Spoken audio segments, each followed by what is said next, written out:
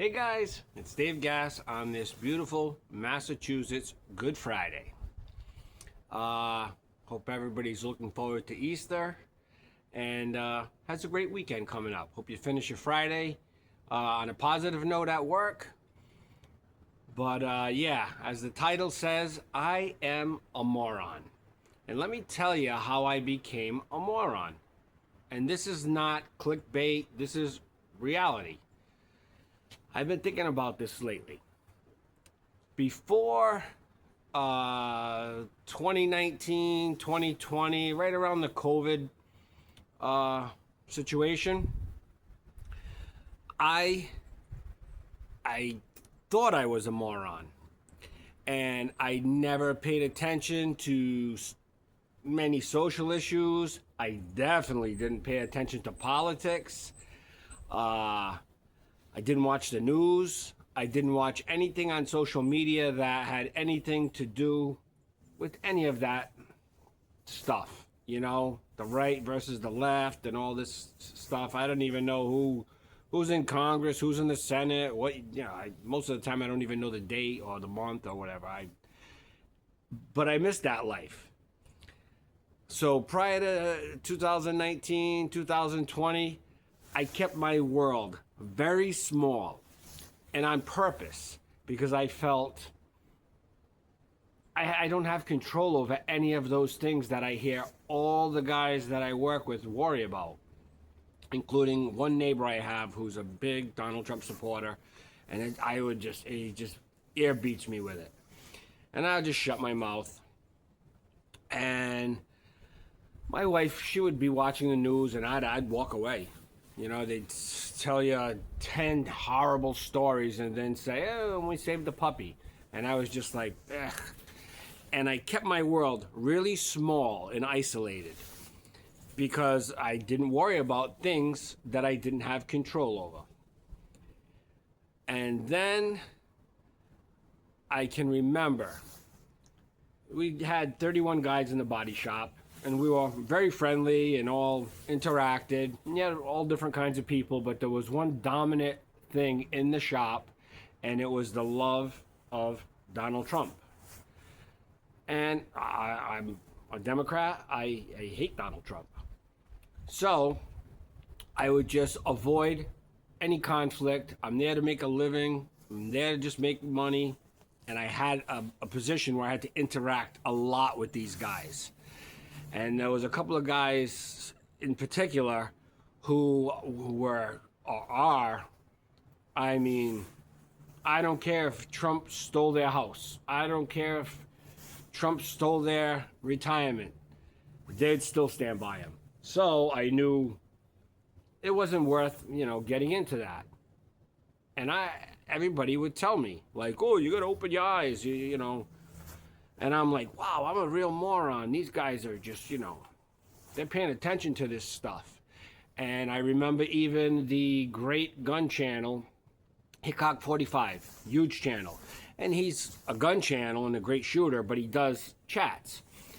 Talk in the woods or sit downs. And he's a very smart man, very philosophical. And he had once said, all this craziness is going on around you, da-da-da. And it was right during that time. Worry about what you have, can have an effect on, and maybe control is the wrong word, have an effect on, and, keep your circle small and you'll be much happier. And I was like, okay, yeah, that's what I do.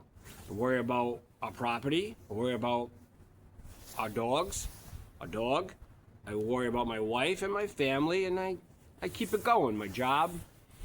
But at work, we used to talk about sports and what was on the internet, funny stuff, show people funny stuff, people falling down on ice and all that stuff. And then there was a trend where the break room, and I'm a very sociable person when I was at work, and the break room became kind of toxic.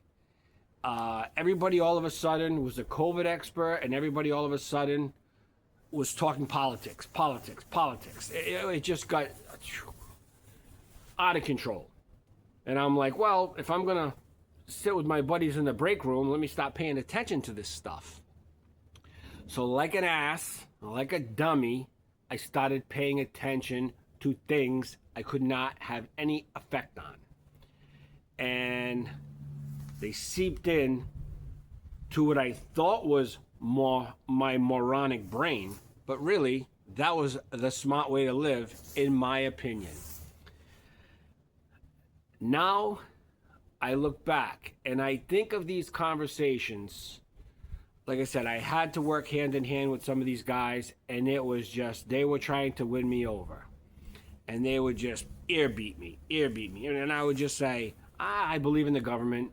There's no one man, there's no president that can do anything. You know, it's the branches of government, then you get the Supreme Court, and I totally believed in the system. And I had this comfort. I slept better at night, I was happier during the day, and even our finances, our retirement. We have a financial planner. I totally believe in him. Never questioned him. I'm like, we're invested in all the things he's invested in, and if there's a problem, he'll call me, and we'll straighten it out, and I still believe that. But yeah, once I started to look outside my box at things I have no control over, I cannot do anything about except worry and get aggravated, my life changed. I started getting anxiety. I became a different person. I was not the happy-go-lucky guy anymore. I was not somebody who had a clear head and just lived for the moment. I became somebody who let the outside in, and probably I'll get comments that say, whoa, you should know what's going on. No. When I didn't know what was going on, I was a happy dude. Now I'm trying to figure out how to reverse that. I've lost all faith in the American government system. So how can I ever get that back with this administration? And I just was somebody who never paid attention to any of that stuff. I have a job, my wife has a job, we own a beautiful property, everybody's doing good, great. Get up, go to work, come home, stay in my bubble. And the bubble was great.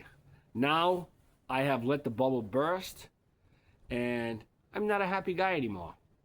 And I got to figure out how to straighten that out and get back into my bubble, whether it's throwing the phone in the woods and walking away, breaking the television, whatever it's going to take.